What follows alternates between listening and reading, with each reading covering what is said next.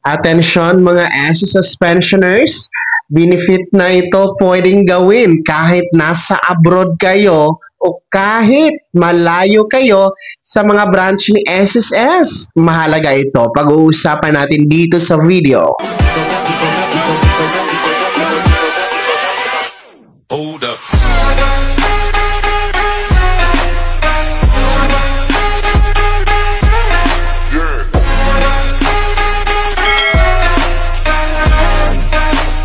Hello mga ka-vlogs! Welcome dito sa aking YouTube channel. Magandang araw po sa lahat ng mga manonood. Saan po kayong dako sa mundo? Kumusta mga ka-vlogs? Ito ang mga pensyonado ng SSS. Benefit na ito pwedeng gawin kahit nasa ibang bansa kayo o di kayo naman po malayo kayo sa mga branch ni SSS. Ano nga ba ito? Bakit mahalaga? Mamaya-maya pag-uusapan natin. Pero bago ang lahat, kung bago ka pa lang dito sa aking YouTube channel o di kaya hindi ka pa nakasubscribe, abay click nyo muna natin subscribe button na nasa baba. Huwag niyong kalimutan na pindutin ang notification bell.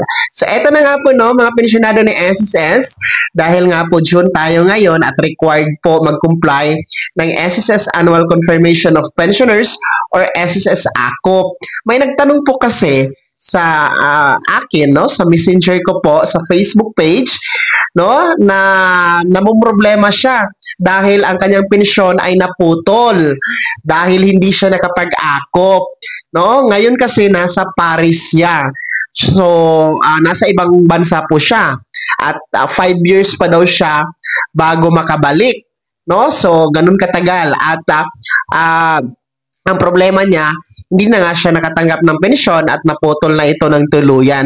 So ano po ba ang gagawin dito? No? Ayan po ay mula kay Ma'am Perez, no? Diyan sa may Paris. Shoutout po sa inyo. Well, anyway, no, kahit naman po nasa ibang bansa kayo, nasa abroad, no? Pwede pa rin magpaakop na hindi na kailangan umuwi ng Pilipinas. Kasi ang mahal-mahal ng plane ticket, talagang wag na kayong umuwi ng Pilipinas para mag-comply ng ACOP dahil pwede naman online through video conference. Pwede po yan. So, ang gagawin niyo po, mag-email kayo kay SSS na mag-comply ng ACOP sa pamamagitan ng video conference. No? Mag-request kayo. Tapos, si SSS po ay magre-reply po yan sa inyo para hingiin po ang inyong mga personal information, personal information po ng pensyonado at ng kung survivor naman po kayo, no, yung beneficiary.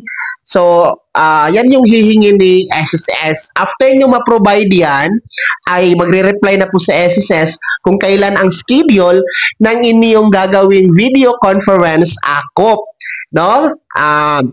Compliance mga ka-vlogs, yung petsa, yung oras, and take note, Philippine Standard Time po ang masusunod dito.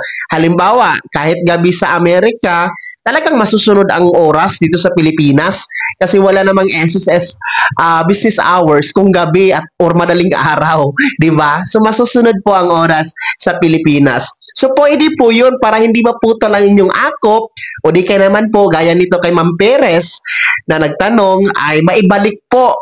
No, kasi kahit ilang buwan na, gaano katagal na yung naputol ang pensyon ninyo, once mag-comply kayo ng ACOP, ibibigay po yung mga buwan na hindi na ibigay during sa pagputol ng inyong pensyon. So, pwede po yun. No, online, through video conference. Gawin nyo po mga nasa ibang bansa. Kahit naman dito sa Pilipinas lang, tapos malayo sa SSS branch o di kaya naman po bedridden na yung pensyonado, hindi na makatravel sa mga branch sa SSS, pwede din po gawin ang video conference. Pwede po yun. Kasi nga which is which na mas magaan at mas mabilis sa inyo.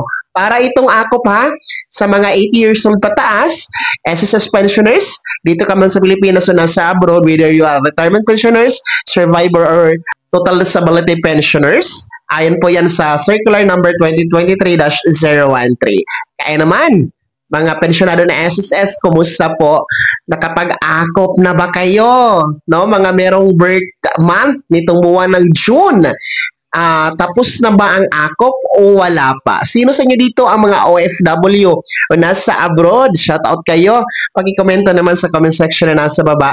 Saang bansa kayo, no? Para alam ko po kung saan naaabot itong ating video, mga ka-vlogs. Bago ko magtapos sa video na to, kung gusto niyo po sumuporta sa aking YouTube channel, maaari niyo pong i-click ang ating super thanks button na nasa baba.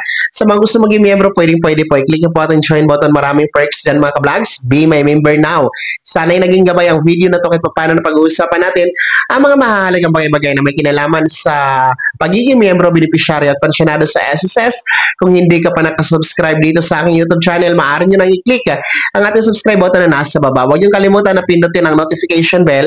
Ilagay niyo po sa all para naman updated ka sa lahat ng mga videos na aking i-upload.